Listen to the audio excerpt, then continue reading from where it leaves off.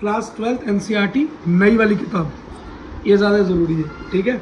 Maths miscellaneous chapter 1 की relation function का question number 1 जो कभी हुआ करता था क्वेश्चन नंबर 4, और इस क्वेश्चन का क्या था, थोड़ा खौफ था। अब इसके खौफ को ख़त्म करते हैं आज, ठीक है बेटा। देखो शॉर्ट आंसर ढूंढ रहे हो, मेरे पास नहीं है, मेरे पास एक्सप्लेनेशन वाला बड़ा आंसर है, लेकिन एक बार करोगे तो फिर भूलोगे नहीं। शुरू करते हैं। ये बोल रहे हैं बेटा फंक्शन है, कोई फंक्शन है। क्या फंक्शन है? R रियल नंबर से रियल नंबर। लेकिन जो बेटा यहाँ पर कोई भी मैं रियल नंबर पुट करूँ, लेकिन बाद में जो मेरे पास रियल नंबर आ रहा है वो कैसा आ रहा है, वो ऐसा आ रहा है। देखो कैसा आ रहा है कि x की वैल्यू क्या होगी, -1 से बड़ी होगी और +1 से छोटी होगी, मतलब -1 और 1 के बीच में ही मेरी वैल्यू रहेगी, समझे? ठीक है बेटा। अब डेफिनेशन क्या रखी है, जो फंक्शन पुट हो रहा है, मतलब है तो रिलेशन R से R, लेकिन लग क्या रहा है उसमें, मशीनरी क्या लग रही है जो कि ऐसी वैल्यू निकल कर आ रही है। ऐसा क्या हो रहा है कि वैल्यू जो मैं रख रहा हूँ, रिलेशन जो भी रख रहा हूँ, निकल कर मेरा ये वैल्यू आ रहा है। क्या है वो फंक्शन? वो फंक्शन ही कुछ ऐसा अजीब है बेटा जो बच्चों को डरा देता है। अगर ये नॉर्मल फंक्शन होता, x/1 + x होता, काम ही खत्म हो जाता, कुछ करना ही नहीं होता। ऐसा भी करके आए। लेकिन अगर बेटा यहाँ पर बस मौका क्या बना दिया, यहाँ वाले नीचे वाले x को मॉड्यूलस में डाल दिया। किसमें? मॉड्यूलस में डाल दिया। और बेटा मॉड्यूलस के अंदर जो वैल्यू होती है उसका मतलब होता है प्लस माइनस। इसका मतलब बोथ वैल्यूज शो करता है। वो क्या? बोथ वैल्यूज शो करता है। इसका मतलब ये जो फंक्शन है ये इतना सिंपल नहीं है जितना सामने नजर आ रहा है। एक बार ये प्लस की वैल्यू देगा और एक बार ये माइनस की वैल्यू देगा। तो बेटा इतना दिमाग तो मेरे अंदर है नहीं, या आपका मैं इतना दिमाग खराब करना चाहता नहीं हूँ कि इसी फंक्शन में बेटा केस बनाता चला जाऊँ। मैं इस फंक्शन को ही तोड़कर 2 बना देता हूँ और अलग अलग वैल्यू चुपचाप पुट करता रहूँगा। कितना अच्छा होगा, ठीक है। तो बेटा मैंने एक केस खुद ही बना लिया। मैंने क्या बना लिया, x को मोड से बाहर निकाल लिया। तो मोड से बाहर निकल के 2 ही केस होंगे, या तो मेरा x प्लस हो जाएगा या तो मेरा x माइनस हो जाएगा, ठीक। बेटा प्लस की वैल्यू कब शो करेगा? जब 0 से बड़ा होगा, है ना। अगर माइनस नहीं, प्लस कब होता है x? कोई भी वैल्यू प्लस कब होती है? 0 से जब बड़ी होती है या 0 के बराबर होती है, क्योंकि 0 भी प्लस है, नेगेटिव नहीं है। 0 एक ऐसा नंबर है जो नेगेटिव 0 कभी नहीं होता, ठीक है। अब माइनस के लिए मुझे 0 से छोटा जाना पड़ेगा, तो कंडीशन क्या बन गई, x/1 - x। समझ में आया? प्लस x माइनस x कैसे किया, ये मैंने तोड़कर लिख दिया। उसको क्या लिख दिया? तोड़कर लिख दिया। अब बेटा मुझे इसे क्या प्रूफ करना है? मुझे इसे 1 1 and on 2 प्रूफ करना है। बात खत्म। तो पूरी जान लगा देंगे हम इस काम को करने के लिए, ठीक है। देखो बेटा अब 1 1 के लिए आ जाओ। किसके लिए? 1 1 के लिए आया जाए। अब जब 1 1 आएंगे तो केस 1, क्या बेटा? केस 1। सबसे पहले मैं एक ऐसी वैल्यू लूंगा जिसके अंदर मेरा x1 हो चाहे x2 हो, मतलब दो कोई भी एलिमेंट मैंने ले लिए फंक्शन में, कोई भी 2 एलिमेंट ले लिए, यहाँ x1 ले लिया, x2 ले लिया, कोई भी 2 एलिमेंट। कैसे होंगे वो? पॉजिटिव। मैंने अभी प्लस लिए, फिर नेगेटिव वाले भी लूंगा। अभी मैंने कैसे फंक्शन लिए? Positive function. और 1 1 के अंदर क्या होता है? x1 को x2 के बराबर प्रूफ करना होता है। इस बात को ध्यान रखना, नहीं तो क्या होगा, दिक्कत में आ जाओगे और कोई तरीका बनता नहीं, ठीक। देखो बेटा अब प्लस के लिए फंक्शन क्या आ रहा था मेरा, x की जगह पे x1 लिख दो, तो x1 अपन में x + x1 = x2 लिख दिया f2 की जगह, मतलब फंक्शन x2, तो x2 अपन 1 + x2। बात खत्म। क्रॉस मल्टीप्लाई किया, क्या हुआ, x1 + x1 + x2 = x2 + x1 + x2। Same cut गया, निकल कर क्या आया, x1 = x2 आ गया। और ये मैं कह सकता हूँ कि केस 1 मतलब पॉजिटिव नंबर वाले केस में तो ये 1 1 प्रूफ हो गया। अगर ये नेगेटिव वाले में 1 1 प्रूफ हो जाए तो बेटा मेरा पूरा ही फंक्शन चुपचाप 1 1 हम उसे मान लेंगे। केस 2 मैंने क्या लिया, एक एलिमेंट और दूसरे एलिमेंट x1 और x2 को क्या लिया, 0 से छोटा लिया, इसका मतलब नेगेटिव लिया, ठीक है वो रियल नंबर ही, रियल नंबर का केस है ना ये, ठीक। हाँ अब बेटा नेगेटिव फंक्शन लूंगा। नेगेटिव में मैंने क्या कंसीडर किया था 0 से छोटे के लिए, x/1 - x। माइनस क्यों आया था? नेगेटिव की वजह से आया, ठीक है बेटा। अब देखो सेकंड केस क्या बना, x2 बस x, जहाँ x था वहाँ 1 लगा दिया और यहाँ पर 2 लगा दिया, क्रॉस मल्टीप्लाई की, x1 - x1 - x2 = x2 = x1 - x2। दोनों कटे, x1 x2 आ गया और बेटा बल्ले बल्ले हो गई। इस बात को पक्का प्रूव हो गया कि ये मेरा फंक्शन मोड वाला 1 1 है, क्योंकि मैंने इसे स्प्लिट करके दोनों केसेस में कर लिया। अब बेटा इसे सॉल्व करने के इंटरनेट पे 336 तरीके बता रखे हैं, और मैं ये नहीं कह रहा कि मेरा ही तरीका बेस्ट है, बेटा दूसरे तरीके भी अच्छे हैं। बस बेटा ये देखना है कि आपको कौन सा तरीका पसंद आता है। मुझे ये तरीका ज़्यादा अच्छा लगा, जिसके अंदर बेटा मैंने एक कॉम्प्लेक्स फंक्शन को पहले छोटा कर लिया और उसके बाद उसे सॉल्व किया, तो मुझे दिक्कत नहीं आई, ठीक है बेटा। पर बेटा अब देखो एक केस नंबर 3 भी लेकर देख लेते हैं। बेटा इस केस को आप अपने क्वेश्चन में करें, अपने एग्जाम में करें ये ज़रूरी सिर्फ बेटा मैं आपकी नॉलेज के लिए, आपको समझाने के लिए ये स्टेप डाल रहा हूँ। और अगर आप ये स्टेप करते हैं तो टीचर की खुशी में बढ़ोतरी हो जाएगी और कुछ नहीं है। बाकी आप बेटा इस क्वेश्चन को नहीं करना चाहते इस स्टेप तक मत करना, आप 1-1 उसे प्रूव कर चुके हो। ठीक बेटा, केस नंबर 3 क्या है? केस नंबर 3 ये है कि इस बार पॉजिटिव और नेगेटिव दोनों को एक साथ ले लिया मैंने। इस बार मैंने वो काम कर दिया जो कि दूसरी जगह पर या दूसरे टीचर कर रहे हैं, वो यहाँ से क्वेश्चन को उठाते हैं। ठीक, अब मैंने क्या दिखाया इसके अंदर, मैं मान लेता हूँ कि F1 X2 मतलब 1-1 प्रूफ करना है केस नंबर 3 में भी। लेकिन यहाँ पर मैंने क्या किया, मैंने देखा, मैंने सोचा, मैंने माना कि अगर X1 पॉजिटिव है तो बेटा मेरा रिलेशन कैसे निकल कर आएगा, मेरी इमेज क्या निकल कर आएगी, negative real number. Positive real number डालने पे नेगेटिव नंबर निकल कर आए, क्या यह पॉसिबल है? अगर होगा तो 1-1 हो जाएगा और नहीं होगा तो 1-1 नहीं होगा। बेटा ये कंडीशन प्रूफ होगी ही नहीं, और कैसी नहीं होगी जरा कर देख लेते हैं। ठीक, क्रॉस मल्टीप्लाई करो, क्या आया, x1 minus x2 plus x2 x1। ये देखो बेटा यहाँ पर ये पूरा का पूरा कॉम्प्लेक्स, ये पूरा का पूरा कॉम्प्लेक्स। अब ये देखो जरा नीचे आओ, क्या हुआ, x1 minus x2 equals to 2x1 x2, इधर भेजा प्लस हो गया। ठीक है, एक चीज़ देखो बेटा, यहाँ पर मेरा जो x2 है, क्या x2, ये जो मेरा x2 है ये कैसा x2 है, नेगेटिव का x2 है ना बेटा। अब बेटा ये देखो, अगर ये मेरा नेगेटिव का x2 है, नीचे आओ जरा, तो मतलब माइनस बीच में होगा, और माइनस माइनस क्या होगा, प्लस, तो ये पॉजिटिव हो गया। बेटा पहली नज़र में तो ऐसे लग रहा है ना, ये भी माइनस ये भी नेगेटिव, हो गया काम। अब बेटा देखो इसके अंदर मेरा x2 कैसा है, माइनस का, लगा दिया, क्या निकल कर आया, माइनस। ये हो गया पॉजिटिव और ये हो गया नेगेटिव। क्या बेटा पॉजिटिव कभी नेगेटिव के बराबर हो सकता है? तो ये रिलेशन पॉसिबल है ही नहीं, केस नंबर 3 पॉसिबल है ही नहीं। अब देखो बेटा ऑन टू के लिए, ऑन टू के लिए देखो बेटा, अब ऑन टू के लिए देखो क्या फंक्शन है, रियल टू रियल नंबर। अब केस क्या दे रखा है भाई कि भैया इधर रियल नंबर डालूं तो वहां पर क्या है, ऐसा रियल नंबर आए जो -1 और +1 से बीच में हो, यही तो बात है। इसने जैसा बोला वैसा मैंने बना दिया।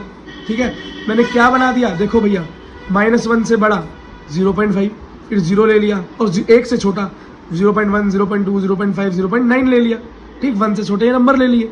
अब जो मेरा x माना जो पहला डब्बा, ये क्या है, -1, -2, -1, 0, सारे नंबर ले लिए मैंने रियल नंबर। ठीक, और इनपुट मेरा वो रहा।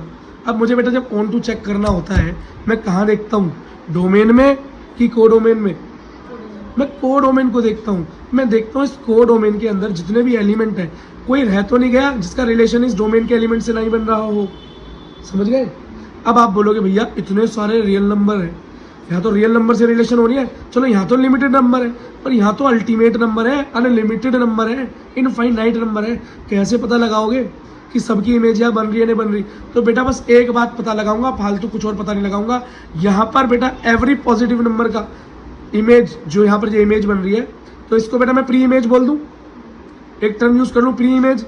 तो मैं कहता हूँ इस एलिमेंट जो इमेज है इसकी एक प्री इमेज यहाँ नेगेटिव में ही अगर बन रही हो, यहाँ कोई नेगेटिव नंबर है उसकी नेगेटिव ही बन रही हो, तो मैं मान लूंगा कि हाँ भाई वहाँ पर जितने भी नेगेटिव एलिमेंट हैं उन सब की यहाँ कोई ना कोई इमेज होगी, नेगेटिव का रिलेशन नेगेटिव से।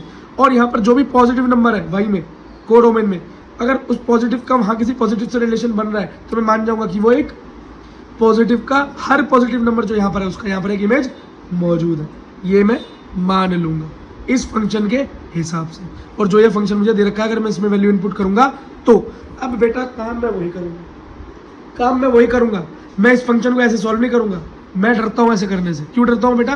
क्योंकि मैं नहीं चाहता कि आप मैथ्स में पढ़ें, हम सिंपल कर सीखना चाहते हैं। अब वही है बेटा, मोड हमारी दो वैल्यू देता है प्लस माइनस, तो एक बार मैंने प्लस के लिए और एक बार मैंने माइनस के लिए लिख लिया। बेटा मेरा एक्स या रियल नंबर माइनस कब होगा या पॉजिटिव कब होगा? पॉजिटिव कब होगा? जब 0 या 0 से बड़ी कोई भी वैल्यू होगी। और नेगेटिव कब होगा? कि 0 से छोटी कोई भी वैल्यू होगी तो नेगेटिव होगा। तो ये खेल तो हम खेल कर आए, अब जरा शुरू कर लेते हैं। Case number 1, case number 1 function क्या था भाई? मेरा पॉजिटिव केस लिया मैंने। केस नंबर 1 क्या लिया? पॉजिटिव, कि मेरा एक्स क्या, या तो 0 होगा या 0 से कुछ भी एक बड़ा नंबर होगा। अब बेटा मैं यहाँ पर फंक्शन एफ एक्स की जगह पर वाई ले लूँ। क्यों? कोडोमेन की बात कर रहे हैं ना, ठीक है। तो बेटा मेरा कोडोमेन हुआ क्या? फंक्शन हुआ क्या? वैल्यू इनपुट करके आता क्या है? यहाँ पे यहाँ की वैल्यू इनपुट करता हूँ, क्या आता है? ये वाई तो आता है, तो इस फंक्शन की जगह में वाई लिख दिया, लिख दिया। अब इसे क्रॉस मल्टीप्लाई किया, क्या हो गया? y plus y x equal to x.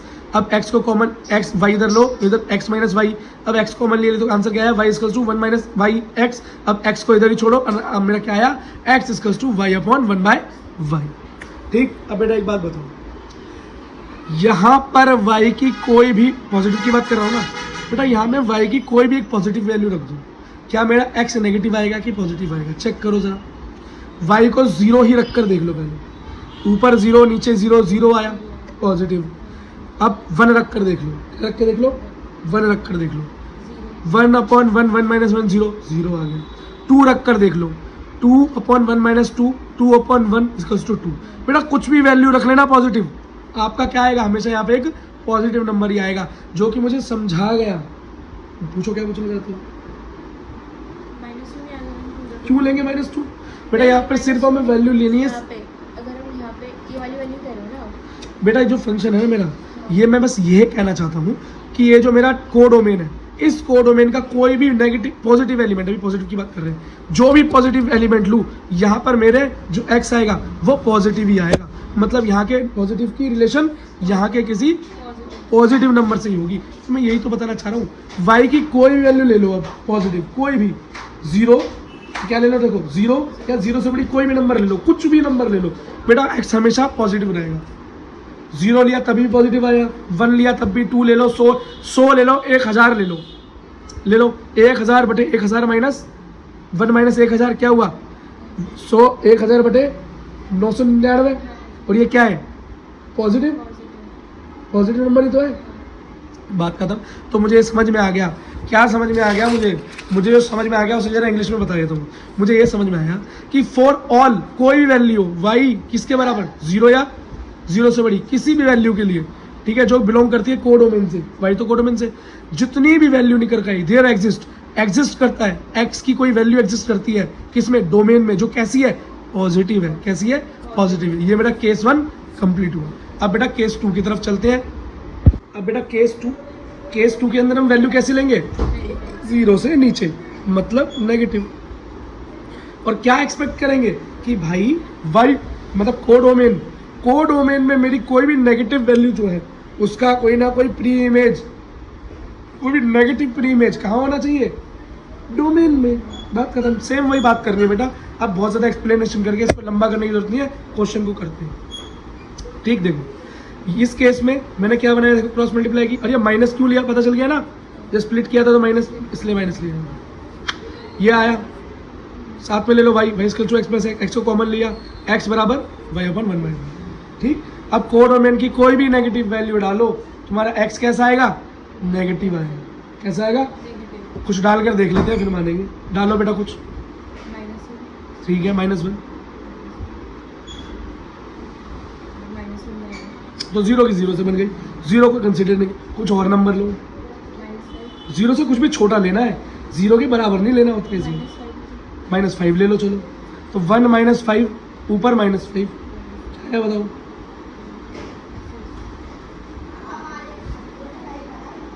-5 upon में -4, ठीक है, 5/4, और 5/4 कैसी वैल्यू है बोलो, खत्म। अब बेटा खुद समझो, ये रिलेशन वहीं से प्रूव हो गया था और कुछ नहीं करना था इसमें। ठीक है बेटा, तो हमें ये बता रहा है कि हाँ भैया ये क्या हो गया, नेगेटिव के लिए भी पॉजिटिव के लिए भी सबके पास आ रहा है, तो मेरा कोडोमेन रेंज के बराबर है। तो ये क्या है, मेरा एक ऑन वन फंक्शन है।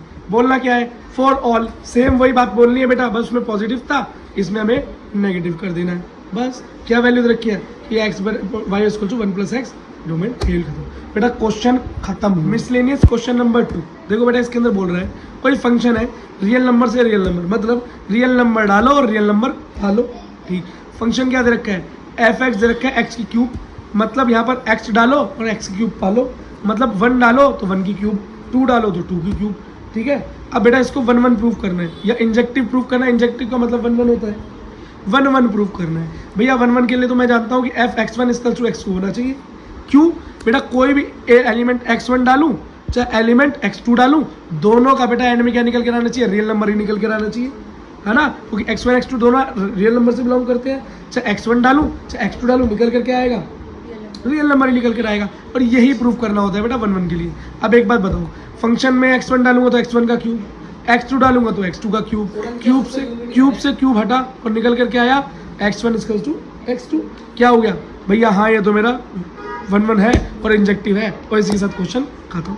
अब मिसलेनियस क्वेश्चन नंबर 3 देखो बेटा, ये बोल रहा है एक कोई सेट दे रखा है जो नॉन एम्प्टी है। नॉन एम्प्टी सेट मतलब जिसके अंदर कोई ना कोई एलिमेंट है, ठीक है। बोल रहा है एक px, मतलब px का मतलब होता है पावर सेट, और पावर सेट क्या होता है भाई? किसी भी सेट के सबसेट बनाओ और उन सब सबसेट्स का एक नया सेट बना दो, वही पावर सेट कहलाता है। वो खुद एक्सप्लेनेशन भी दे रहा है px which is the set of all subset of x। हमें पता है पहले से, हम 11वीं पढ़ चुके हैं। अगला, अब बच्चे बोलेंगे अच्छा तो बिना 11वीं पढ़े ही 12वीं में आ जाते हैं क्या? होते हैं बेटा कुछ कलाकार ऐसे भी। देखो, define the relation R, relation बताना है किसमें? px में, मतलब इस पावर सेट के अंदर कोई रिलेशन बताना है किसमें? a और b में। a और b क्या है भाई? a और b है इस पावर सेट के एलिमेंट्स, उन दोनों एलिमेंट्स के बीच में एक रिलेशन बताना है। कैसा रिलेशन है भैया? वो बताना है कि a और b, मतलब जो भी दो एलिमेंट, एक एलिमेंट है a और एक एलिमेंट है b, कोई भी एलिमेंट है इन दोनों के, वो दोनों आपस में रिलेटेड है। उन दोनों के बीच में कैसा रिलेशन है? ऐसा रिलेशन है कि a b का सबसेट है। ये आपको क्या करना है? प्रूफ करना है। और ये भी बताओ जो ये a b का सबसेट बन रहा है ना, ये कैसा रिलेशन है? ये ऐसा रिलेशन है कि ये रिलेशन रिफ्लेक्सिव भी है, सिमेट्रिक भी है और ट्रांजिटिव भी है। बता नहीं ना है, बोल रहा है प्रूफ करके दिखाओ। क्या बोल रहा है? प्रूफ करके दिखाओ। कर देंगे।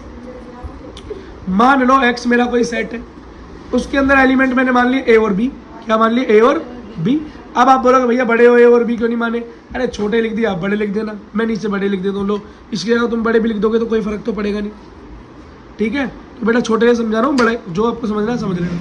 मान लो a और b दो एलिमेंट है, ठीक। सबसेट बनाओ। सबसेट कितने बनते हैं भाई? जितने भी एलिमेंट होते हैं 2 की पावर n कर दो, 2 की पावर 2 क्या हो गया? 4 सबसेट बनेंगे। बनाओ कितने बने सबसेट? कितने बने? पहले a खुद, फिर b, फिर ये एक सेट खुद का भी सबसेट होता है और एक नल सेट, भाई सेट, ठीक है। अब इसका एक पावर सेट बनाओ। क्या बनाओ? पावर सेट बनाओ। बना देंगे। पावर सेट क्या है? इन सबसेट्स को एलिमेंट्स की तरह ले लो और इन्हें ब्रास ब्रैकेट में डाल दो, पावर सेट बन गया। बात खत्म हो गई। ओके, अब ये देखो बेटा, अब इस सबसे पहले एक बात समझो कि रिलेशन दे कैसे रखा है।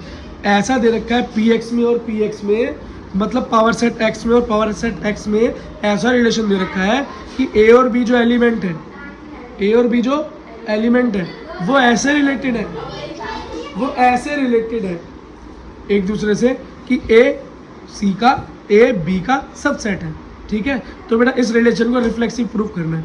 भैया रिफ्लेक्सिव को याद करो। रिफ्लेक्सिव का मतलब क्या होता था कि कोई भी एक एलिमेंट ए तो वो खुद से ही रिलेटेड होना चाहिए, और बी है तो वो खुद से ही रिलेटेड होना चाहिए, सी है तो वो खुद से ही रिलेटेड होना चाहिए। और बेटा रिफ्लेक्सिव के लिए आपको पता है कि अगर एलिमेंट एग्जिस्ट करता है किसी सेट के अंदर तो वो खुद का रिलेशन उसके साथ होता ही होता है। जैसे मेरी परछाई हमेशा मेरे साथ होती है, मैं हमेशा काम पर मौजूद होता हूँ।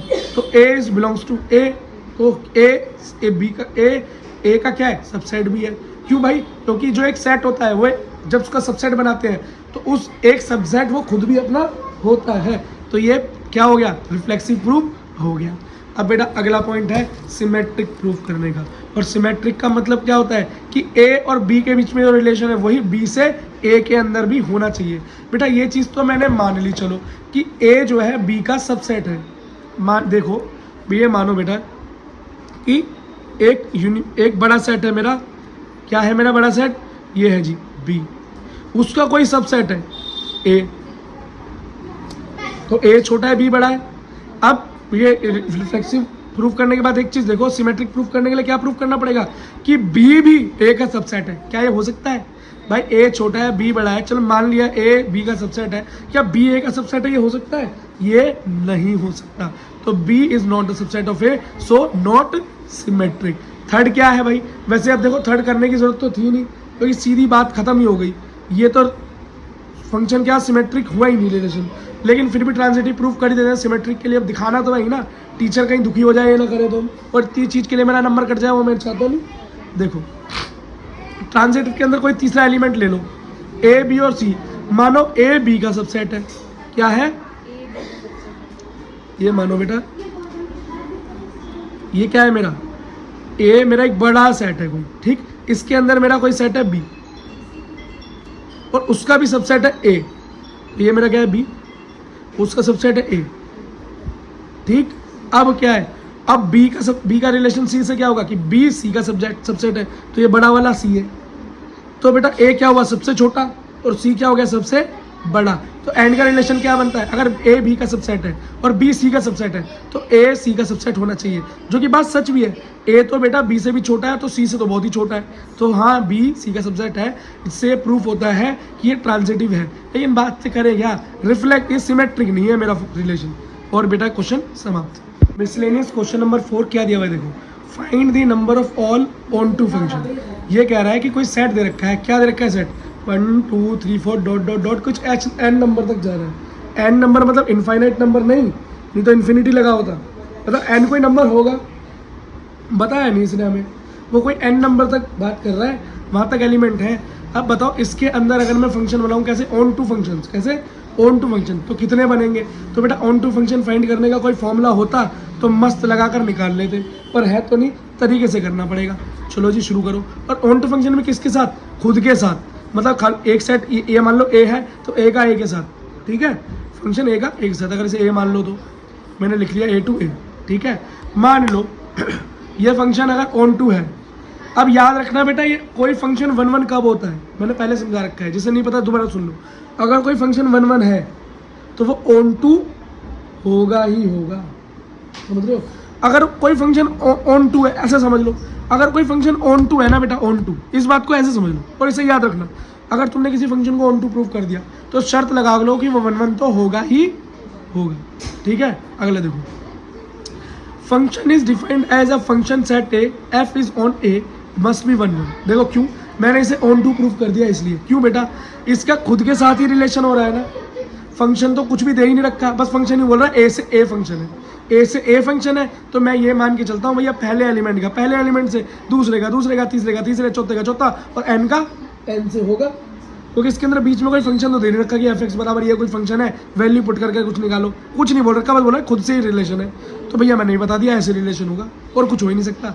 इसका मतलब इस तरह का रिलेशन तो साफ साफ ये बोल रहा है कि भैया सारे एलिमेंट ऑक्यूपाई होंगे, सबका रिलेशन बन जाएगा, तो ऑन टू होगा, और ऑन टू होगा तो 1 1 तो होगा ही होगा। बात समझ में आ गई, देखो बेटा।